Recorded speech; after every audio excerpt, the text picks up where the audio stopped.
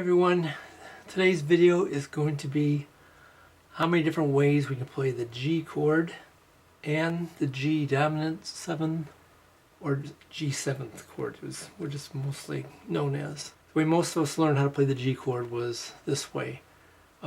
Ring finger on 1-3, middle finger on 6-3.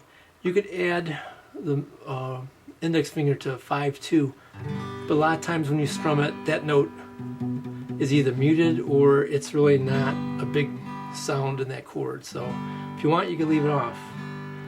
Okay, so once we have those chords, that chord, we can play G chord a number of ways. We can play maybe just those 3 strings there, and then we could do inversions. We could either keep playing the bass note with it or just keep going 3 notes, but 1 note higher each time, or 1 different note out of the chord each time, which is an inversion. There's another one, that's a G chord. G chord. G chord. Okay, so those are all different ways to play the G chord. The advantage to playing it this way is, depending on what I want to do, if I want to do certain bass runs, it might be more convenient, or if I want to switch to a D7 chord, it's very convenient. I just leave that finger there, slide it on the first string. You're always looking for shortcuts when you go from chord to chord. However, if I'm going to do the C chord, which is very common, that's not easy, especially for beginners. That takes a long time to get that fast. So we can learn it a second way. It's going to be the same notes here, but I'm going to change the fingers around a little bit. Over on 1-3, I'm going to put my pinky.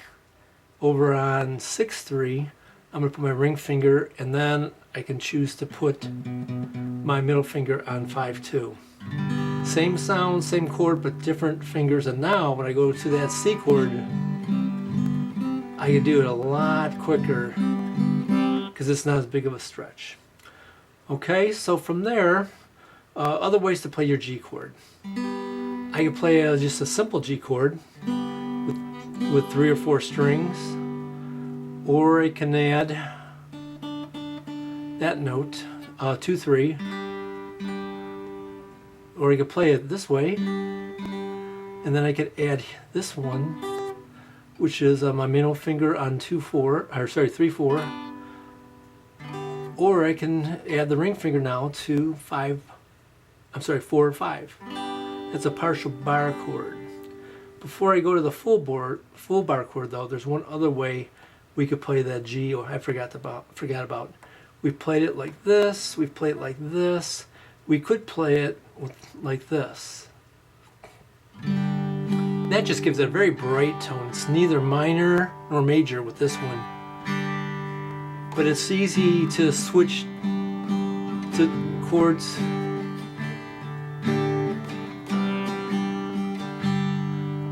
Okay, it just gives a different, brighter, fresher sound. So that's another way to play a G, partial bar chord. And this is like an F chord, but it's moved up 2 frets. Okay, I can play a full bar chord by putting my index finger across all the strings at fret 3, and then throwing down an E shape. Okay, that's a harder chord to play, but there's lots we can do with that once we start playing that.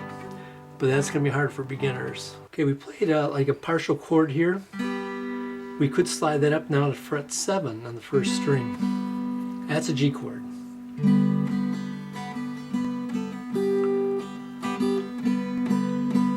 Okay, then we could add our middle finger to 2nd string 8th fret, and it sounds pretty cool with just those 3 strings. Okay, when we have these 2 notes down, I could just change the finger a little bit and add another note. I could play that with just the high 3 strings, or even the 4 strings sometimes. The bass note will sound good.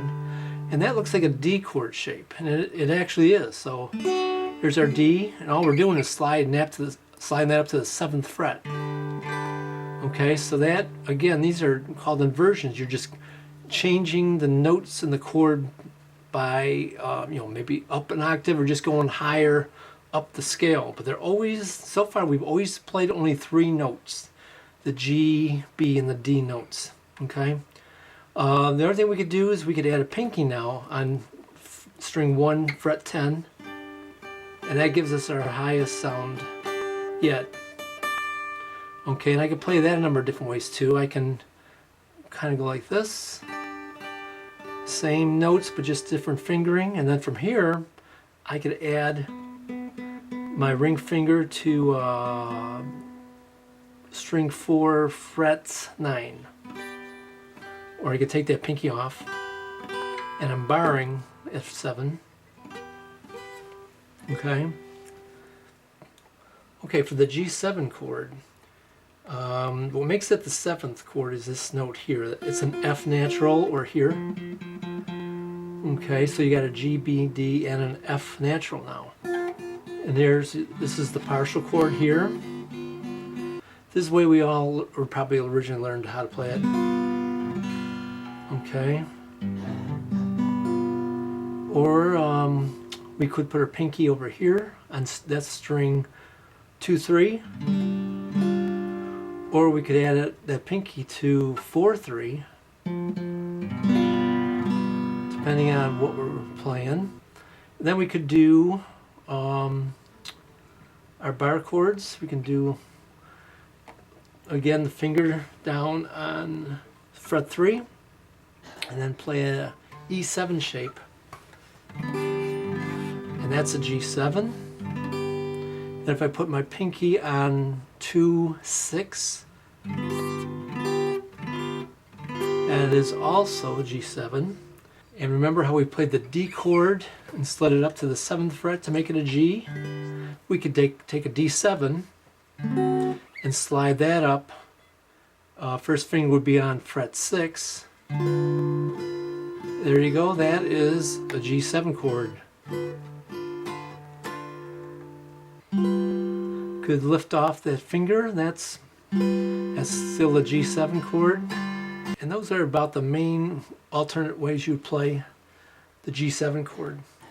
The thing is kind of, you have to figure out what kind of sound you're looking for, number one, because a lot of times you just don't want this sound, and a lot of it has to do with that highest note that you hear. Okay, like here. Sometimes you're looking for that sound, that a lot of times it's a high note. The other thing is, if you ever saw, you know, some big jam session where everybody's getting together and there's like 5 guitarists and they're all playing a G chord this way. Well, there's other ways you see now you can, you play up higher in the fret and you'll kind of get heard, and you could do different things. You can play a different rhythm, or you can finger pick a little bit, playing something different against what all the other guitarists are doing, like if they're playing rhythm. So kind of gives it a nicer, fuller sound. So rewind, practice the different ways, try and memorize them, apply them to your playing in songs. Hope you're having fun and all this is making sense for you. And I'll see you in the next video.